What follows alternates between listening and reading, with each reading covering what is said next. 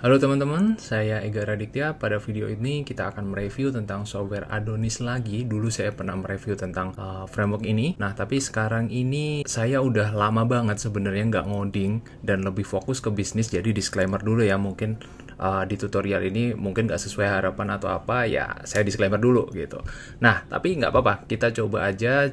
Mumpung saya lagi gabut dan emang pengen ngoding iseng-iseng, kita sekalian mereview lagi Adonis ini untuk apa dan kenapa saya merekomendasikan framework Adonis ini. Nah, salah satu kenapa saya merekomendasikan framework Adonis ini karena tentunya cepat, satu, untuk bikin suatu apps, terutama backend. Saya nggak ngerekomendasiin ini untuk bikin front end juga ya, untuk full stack sebenarnya bisa, tapi saya nggak rekomend. Yang kedua adalah karena saya lama di dunia bisnis, kecepatan itu ya pasti wajib ya, dan yang namanya programmer itu sering gonta-ganti. Nah, karena Adonis ini opinionated banget, jadi artinya ORM-nya udah disediakan, out-nya udah disediakan, semua yang dibutuhkan untuk ngoding backend itu udah disediakan sama Adonis. Yang mana ya, tapi jeleknya kita nggak bisa plug and play modul dari luar sesuka kita gitu. Ya bisa, tapi setupnya agak ribet. Nah, di Adonis karena udah opinionated ini, makanya walaupun kita ganti-ganti programmer, standar code-nya tetap terjaga. Nah, itu salah satu alasan saya sebagai businessman lebih merekomendasikan Adonis. Kemudian yang ketiga adalah dengan Adonis ini tentunya kita nggak usah mikirin hal-hal yang emang nggak usah kita pikirin gitu. Yang intinya pasti jadi gitu. Kita mau bikin out, mau bikin API itu udah ada standarnya, dan ini serasa Laravel. Ya, walaupun sebenarnya programmer pasti nggak suka. Bisa kita lihat di sini 13K doang starsnya dibanding dengan Nest.js yang starsnya setahu saya jauh lebih banyak. Kita bisa lihat di GitHub-nya. Nah, bahkan starsnya sampai 58.000. Kenapa hal ini bisa terjadi? Padahal ya saya sebut tadi, kalau saya sebagai businessman saya lebih milih Adonis. Kemudian kenapa programmer pada milih Nest? Karena Nest ini lebih extensible, bisa di extend. Misalnya mau pakai ORM suka-suka kita, mau kita integrate sama apapun ORM-nya atau Prisma atau apa, itu tinggal plug and play. Sebenarnya Adonis juga bisa pakai Prisma, tapi ya itu tadi nggak langsung instan ya, kita harus pakai package-package yang udah di setup sedemikian rupa terlebih dahulu.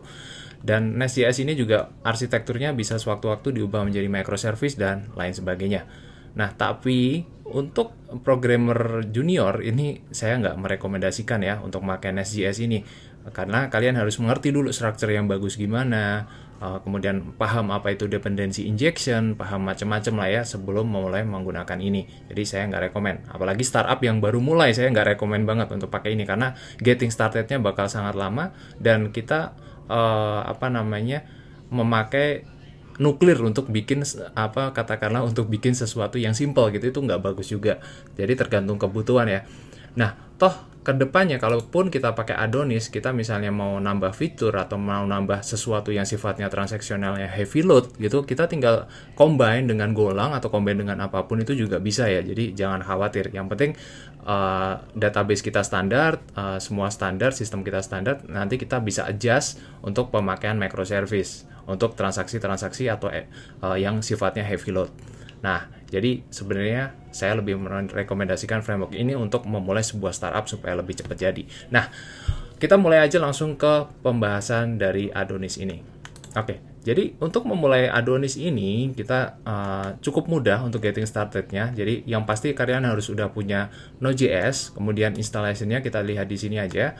Kita pastikan punya Node.js di terminal, kita bisa node main-v, pastikan ada Node.js, kemudian kita bisa init Adonis seperti ini. Kita pakai npm aja, kita copy aja, masukkan npm init Adonis TS. Nah, di sini saya pakai latest Adonis ya, sesuai dokumentasi. Kemudian kita bikin my Adonis app.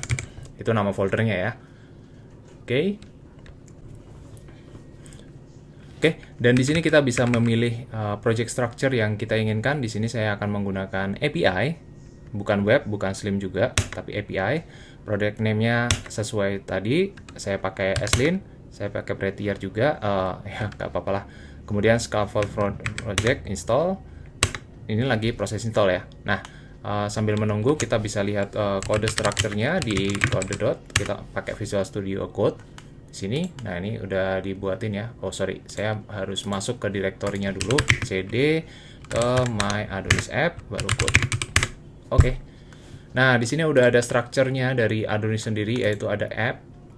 Kemudian ada apa namanya?